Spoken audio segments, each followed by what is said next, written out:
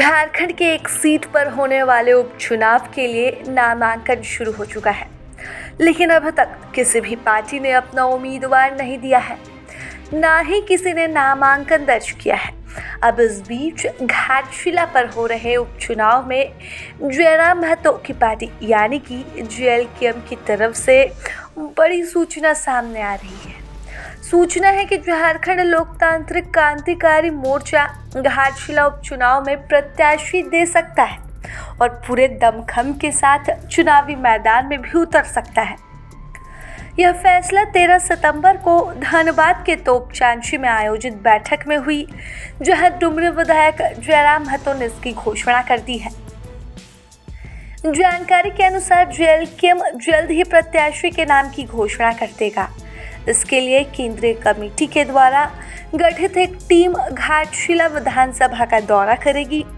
वहां से प्राप्त सूचना के आधार पर नाम का चयन होगा। इसके बाद प्रत्याशी की घोषणा की जाएगी। सोमवार को हुई बैठक में केंद्रीय अध्यक्ष जयराम महतो के अलावा उपाध्यक्ष देवेंद्र महतो के साथ पार्टी के कई बड़े अधिकारी और कार्यकर्ता भी मौजूद रहे। तो वहीं दूसरी तरफ घाटशिला विधानसभा सीट पर हो रहे उपचुनाव को लेकर चुनावी तपिश पूरे झारखंड भर में देखने को मिल रही है। झामुमो ने भी अभी तक प्रत्याशी की घोषणा नहीं की है, लेकिन इतना तय माना जा रहा है कि पूर्व मंत्री स्वर्गीय रामदास सोरेन के परिवार के ही सदस्य को उम्मीदवार बनाया जाएगा। इससे पहले कयास लगाए जा रहे थे कि रामदास सोरेन के बड़े बेटे सोमेश सोरेन को यह टिकट मिल सकता है। हालांकि सूत्रों की माने तो झामुमो अपनी रणनीति बदलकर रामदास सोरेन की पत्नी को भी उम्मीदवार बना सकती है। तो वहीं भाजपा की बात करें तो उन्होंने भी प्रत्याशी का ऐलान नहीं किया है। हालांकि राजनीतिक गलियारों में चर्चा है कि पार्टी एक बार फिर चंपाई सोरेन के बेटे बाबूलाल सोरेन पर दांव लगा सकती है। नतीजा चाहे जो भी हो, लेकिन इतना तो साफ हो चुका है कि JLKM के चुनावी मैदान में उतरने के साथ ही मुकाबला दिलचस्प हो चला है।